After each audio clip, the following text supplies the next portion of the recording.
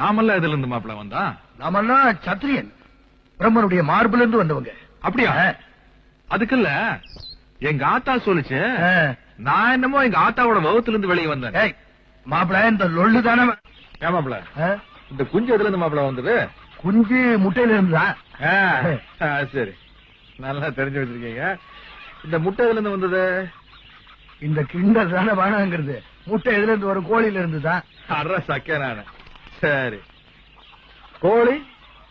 கோழி இந்த குஞ்சு தான் கோழி ஆகுது. இந்த முட்டை, குஞ்சு, கோழி, இந்த மூணுல எது மாப்பிள்ள முதல்ல வந்தது? ஏமாப்பிள்ள, நேத்து கோயில்ல கண்ணால பாக்காத பிரம்மனோட கால்ல இருந்தும் தலையில இருந்தும் இன்னும் எதோ இடத்துல இருந்தெல்லாம் எதோ சாதிக வந்ததா நேர்ல இருந்து பார்த்த மாதிரி அள்ளி விட்டீங்களே. இப்ப உங்க பண்ண கண்ணு முன்னாடி முட்டை இருக்குது, குஞ்சு இருக்குது, கோழி இருக்குது. இதுல எது முதல்ல வந்ததுன்னு கேட்டா, திருவிழால காணாம போன பச்சை புள்ள மாதிரி பேந்த பேந்த முழிக்கிறீங்க.